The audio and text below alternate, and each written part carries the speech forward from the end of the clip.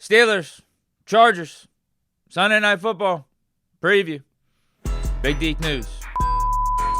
Before we get to the preview, Pro Bowl, Steelers linebacker Patrick Queen made some interesting comments on the Christian Kuntz podcast recently. But I think it's just physicality and effort. Like I always say that, and I got mad at myself a couple times in the beginning of the season because my effort wasn't there. Physicality wasn't no effort to it. It was that one play when we played the Seahawks, and it was like crunch time. We needed a stop, and they ran that toss and they scored. And I just remember like Peyton going and trying to cut it off, and I'm like always telling him at practice, I'm like, hey, I'm coming, just send it back to me. I kind of left him out to dry, and I didn't get there, and my effort was piss poor. And it stuck with me, and it pissed me off, and it's just like it takes a little time to get in the game shape, but yeah. And I hurt my ribs that game. And there was a whole bunch of stuff, and I can't make excuses for it because obviously I get paid to do it, and I chose to be in the game. So it was just like if I'm gonna be out here, I got to go 100% every single play. Yes. Tired or not, if I'm that tired, I'll call a time. I'm telling my I'm calling time. I'm tired. I can't move, or whatever it is. So, but it's just no excuse. Like as a linebacker, inside linebacker, the guy to not be able to get to the ball every single play. And just have that effort on display, even if the physicality lacks because you're not as strong as somebody or bigger than somebody, like effort won't always, flash and stuff. So that was me just being me. I guess he's just articulating kind of what we're seeing on the field, what we're seeing on tape with some of these Patrick Queen games. So what he's saying is really not a surprise based off Patrick Queen's play this year. But at the same time, I'm surprised to hear it. Like, I don't know if this is typically something you should just be out there admitting. At least keep it up for debate. I know we're seeing some plays out there where there's lack of hustle, and we're like, man, you could do better there. But at least there's some gray area if you don't come out and flat out right say, like, yeah, I kind of was slacking on that. So I think there's a time and place for comments like this. Off-season podcast, you throw this out there, especially if the season can end on a high note for the Steelers and the defense gets better as the season wanes on. But, right now, appreciate the honesty, appreciate the accountability. But we're still in the midst of the season, and it feels like we're too close still to some of these poor defensive performances. Obviously, Patrick Queen's fine with putting it out there and taking on any criticism that people like me have over the comments. And I feel like actually with him putting it out there, he's also fine with the criticism that he's gotten on his play up to this point. So something to be said for that. Acknowledgement, accountability. But maybe a better time and place than right now. Just my 2 cents on it. But one more thing before we get to this Steelers-Chargers preview. MVS spoke for the first time as a Steeler. He addressed why ultimately he signed with Pittsburgh and even though there was mutual interest between the Steelers and MVS earlier in the offseason, why he chose the 49ers before us. Yeah, man, this guy next to me got me here. Yeah, you've been trying to get me around since we left Green Bay, so. There was talk after training camp you might have ended up here. Was that in consideration? It was between here and the 49ers. And so I ended up choosing the 49ers because it was the same system that I was running with Clint in Seattle.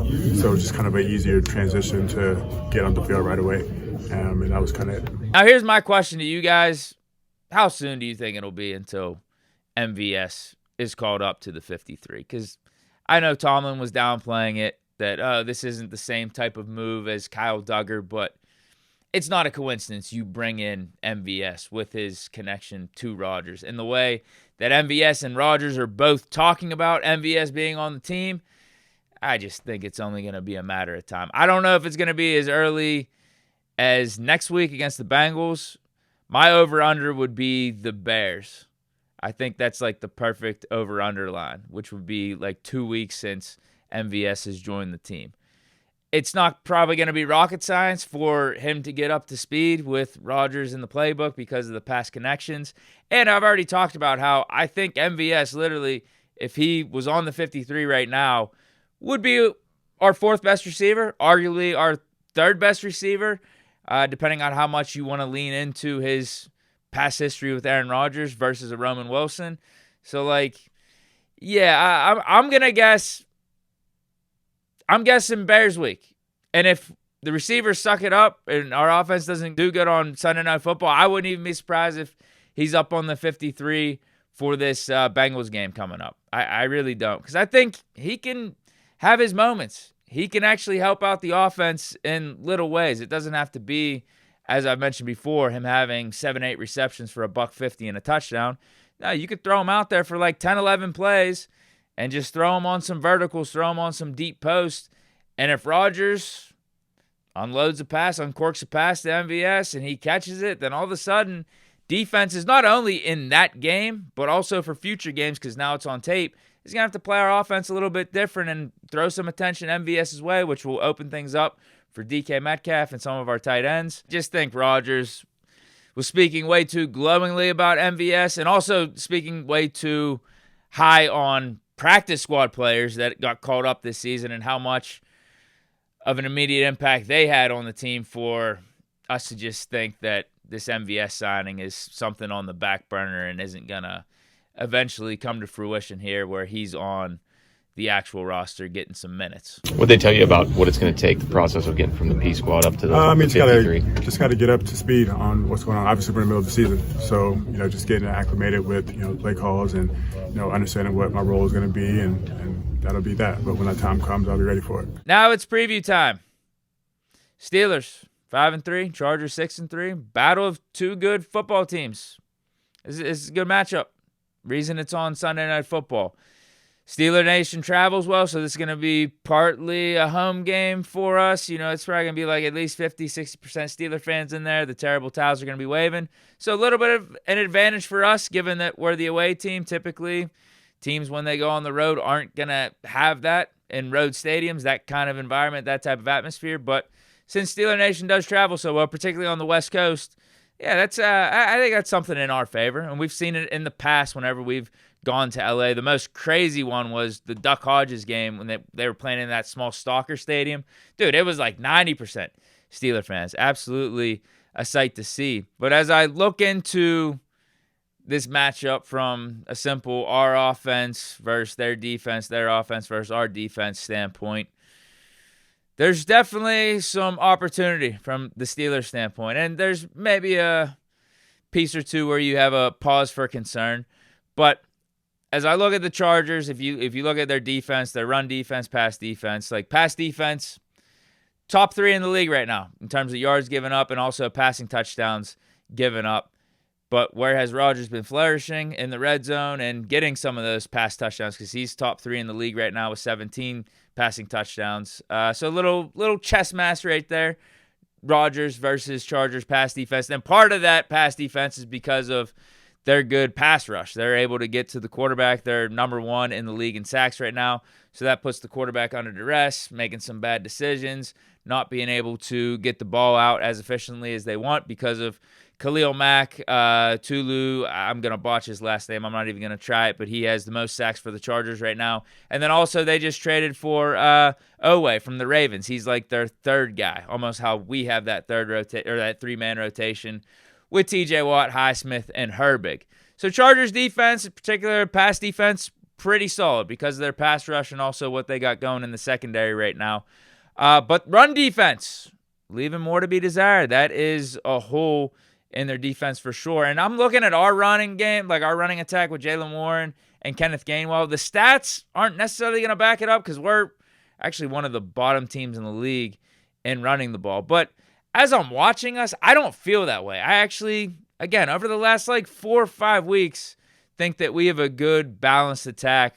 Running the ball, I think Jaylen Warren has been really good for us this season. Every time he gets the ball, he does something good, and that's no surprise for those of us that have watched Jaylen Warren play in the league up to this point. But also, Kenneth Gainwell has been solid. I don't know.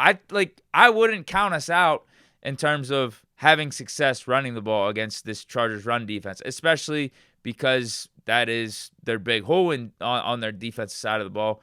But I don't think we're bad at it either. The stats are going to say we're kind of lackluster, we're bottom of the league.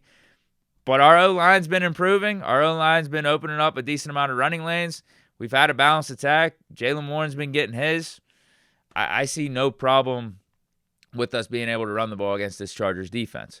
And then their offense, they got Justin Herbert. They have a good passing attack. Let's just be real about it. We know what it is. And they have a good trio of receivers with them adding Keenan Allen off the streets this offseason for basically nothing. Brought him back into the fold. That chemistry's still there with Herbert. And then Ladd McConkey continues to emerge. Quentin Johnson is a nice deep threat for him. Nice red zone target. So, yeah, it is what it is. They got like a top 5 passing attack in the league with Justin Herbert and those receivers. And it is a Jim Harbaugh offense. They're obviously still going to like to run the ball no matter who's back there. And they've been dealing with injuries. Najee Harris out for the season. Amari Hampton, their first-round pick. He's been banged up, but they're still giving the rock to Vidal. And he's had his ups and downs. So if we don't take care of business, he could go off for over 100 yards against us. But as I said before, our run defense has actually been pretty solid over the last 5 or 6 weeks. I don't think he's going to pose like that big of a threat, but Chargers are going to try to run the ball. And if we're not on our P's and Q's, what happened in that Bengals game on Thursday night could show up on Sunday Night Football if we at least don't try to make them one-dimensional right off the bat. And I think that's what we should do. Because as weird as it sounds with how good Herbert is in Chargers passing attack, I feel like that's where we could actually make some plays and really get after it from a defensive standpoint, because Chargers O-line's really banged up. And you saw last week with Joe Alt being out, obviously Slater was out at the beginning of the season. Like, Chargers O-line is gonna have a tough time protecting Herbert with how banged up they are. Like, they gave up 5 sacks to the Titans, and that's the Titans. Imagine what we could do with TJ Highsmith and Herbig going up against these dudes. So if we can make them one-dimensional, put them in a spot where they have to pass and it's obvious that they're going to be passing, our pass rush could tee off on this Chargers offensive line and really get after Herbert. Then the question becomes, can our secondary hold up for a few seconds? Like that would be what I would want to see. It almost be a duplication of what we did against the Colts last week with how we got pressure on Danny Dimes and just made it a chaotic environment for him. And we got those 6 turnovers. Because as weird as it's going to sound too, coming from me, how I was questioning how sustainable the turnovers are, that could be a big key to this game too. With our turnover culture, how we like to turn the ball over. Chargers, with Herbert, they got 8 picks. They've actually kind of low-key turned the ball over a lot on offense, and they don't really take the ball away from a defensive standpoint. So that might be the key. That might be one of the keys right there. Could TJ get a strip sack? Highsmith get a strip sack? Hit Herbert while he's throwing the ball, and we get a pick. We get 2 or 3 turnovers, and we keep it clean from the offensive standpoint like we have been with Rodgers. He's been taking care of the ball. Offense has been taking care of the ball. Right there, that could be a big impact in this game. As much as maybe it sounded like I was poo-pooing some of the turnovers we got last week, something to be said for that. I would like the sound defense to be the first priority, and the way I'm talking about us playing this game, yeah, that is obviously a priority. That is obviously how we should be approaching this. Stop the run, get some good pass rush, tee off against their offensive line, and be sticky in coverage. Like that should lead to hopefully some turnovers. But yeah, it's just funny. I think turnovers could definitely be a key in this one, because if you just look at the disparity, Chargers, their turnover differential, not too good, not too hot. We have one of the best in the league. So, yeah, it might come down to like a punt block or like a strip sack or a pick or something like that, where we end up winning. Like, I could see us winning like 27-20, 27-23. That's my prediction. Honestly, pretty close to my prediction from last week. I think I had us 28-23, which was close. I mean, we won 27-20. So I'm on the right path with how I think these games are playing out. Let me get to my picks prediction, or not predictions, I guess, my picks for the week. I have one like long shot parlay, and also I got some money on Steelers money line. So let me get you that parlay for plus 1,142. Jaylen Warren over 58.5 rushing yards. TJ Watt to record a sack. Over 21.5 Steelers total points. Calvin Austin, 20-plus receiving yards. Darnell Washington, 10-plus receiving yards. And Pittsburgh Steelers money line. And like I said, that's on top of just an individual Steelers money line bet. That's all I got for this one coming up. Let me know your thoughts. If you got any bold predictions, takes, parlays, throw those down in the comments. I will be most likely live after the Sunday night game. Let's bring home the victory. Hope you guys enjoyed. Stay chilling. Peace.